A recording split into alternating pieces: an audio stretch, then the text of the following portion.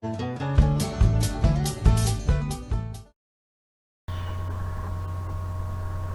CIS scholars, how are you all? I hope you all are safe and healthy.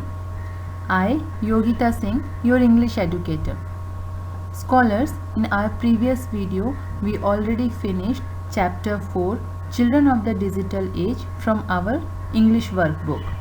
So today I am going to solve worksheets related to that chapter.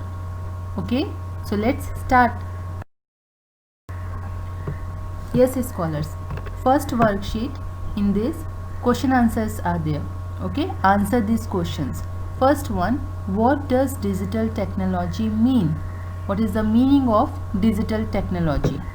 Okay, so answer is digital technology means information and technology that is equipped through the internet. Means the technology, digital technology means through which we are getting many kind of information, and that information we are getting with the help of internet, that is called as digital technology.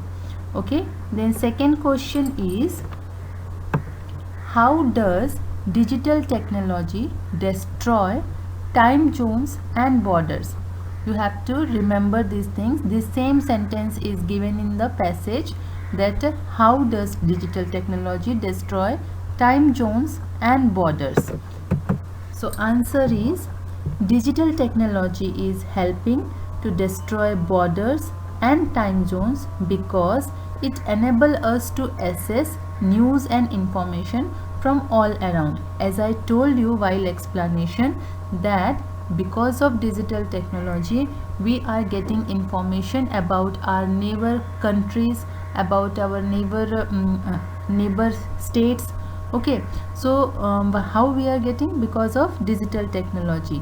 So because of this we can say that digital technology is destroying time zones and borders because it enables us to get news and information about other countries or other states.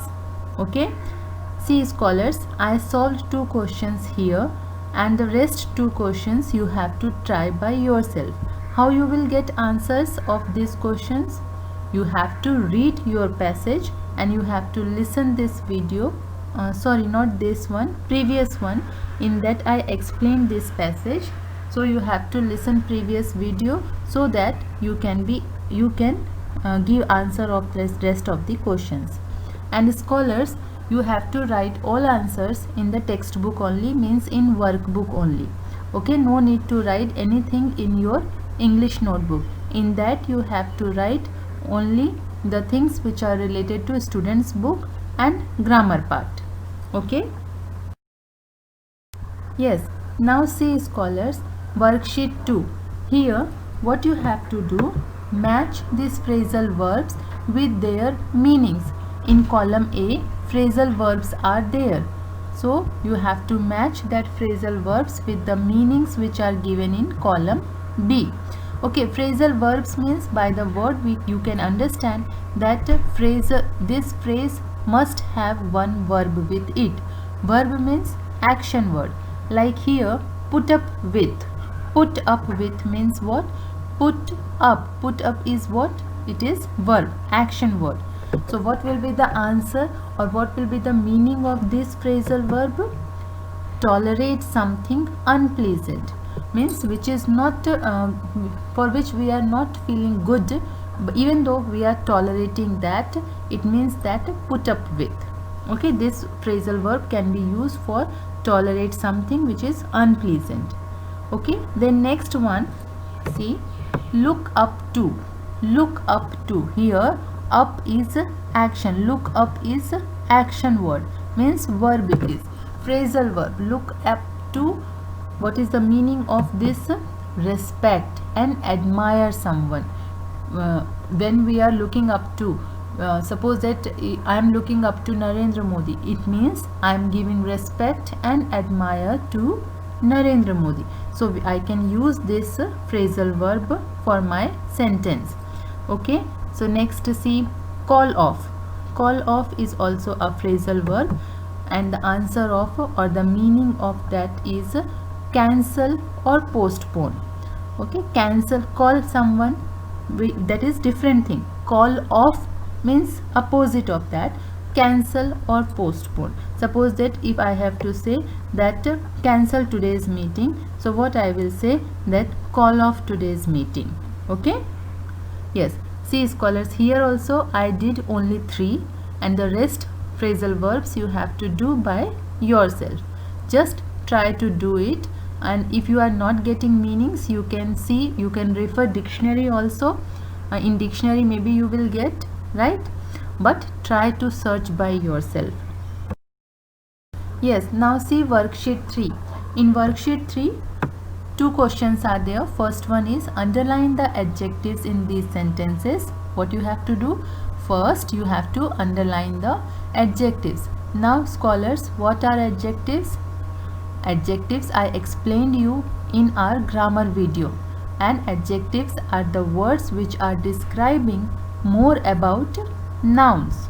Okay, then state whether they are adjectives of quality, quantity or number.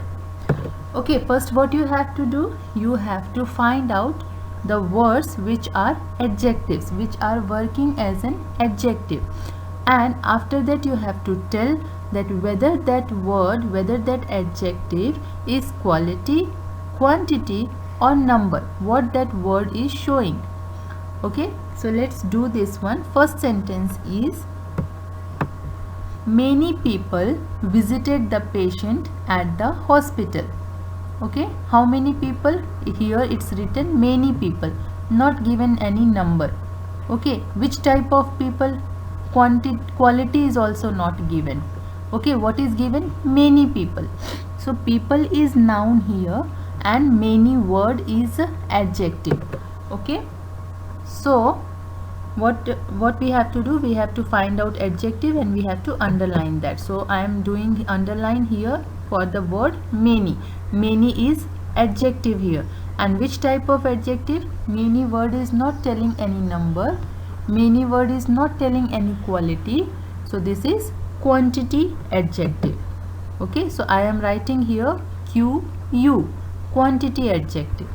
Okay, so next I am not going to do second one.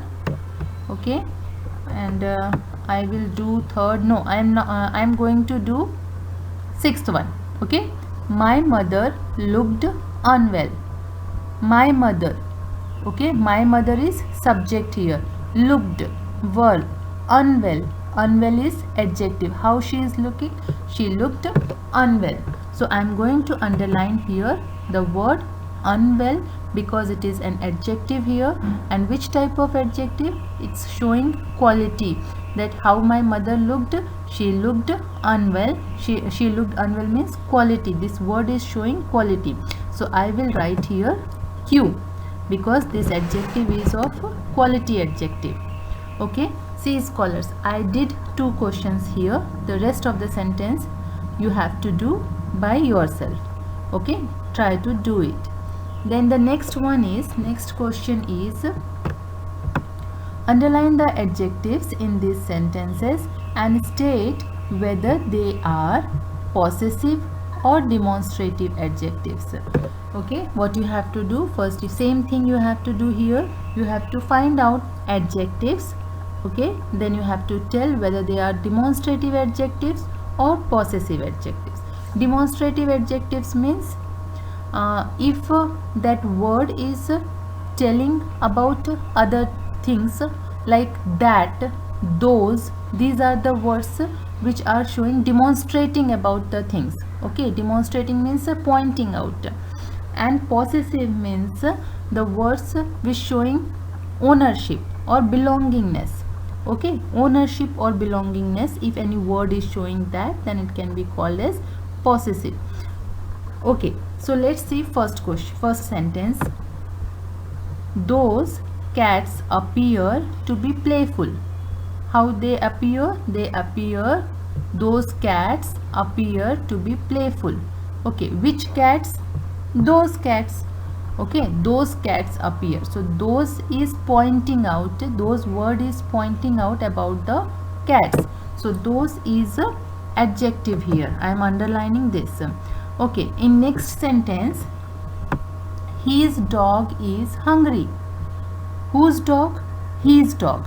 So his word is showing ownership, right? Dog is hungry. Which dog is hungry? His dog is hungry. So his word is showing ownership. So this is this one is which type of adjective? This is possessive adjective. But here we have to write also, like those cats. Those is adjective. Which kind of adjective? It is demonstrative adjective. And in second sentence, his dog is hungry. His is adjective. And which type of adjective it is? Possessive adjective. Now scholars, in worksheet 4, here nothing you have to do. Here you have to just read loudly. You have to read aloud the pronunciation of the words correctly. Okay, you have to pay attention. You have to be very careful for while pronouncing these words which starts with V and which starts with W. For example, here VAN, van, van, and WAGON, wagon, wagon. Okay, so in this way you have to pronounce. So while doing this, you can improve your pronunciation. You can improve your pronunciation. So you have to do this exercise also. What you have to do, you have to just read out all these words very clearly and carefully. Okay, yes scholars. Now worksheet 5, what you have to do here, in worksheet 5 you have to write one message for your uncle who is a scientist, telling him that his robot has arrived from the laboratory. Inform him that the person who delivered the package has said that an engineer will visit your uncle at 4 p.m. the next day to program the robot. He must give a call to the laboratory to confirm the receipt of the robot.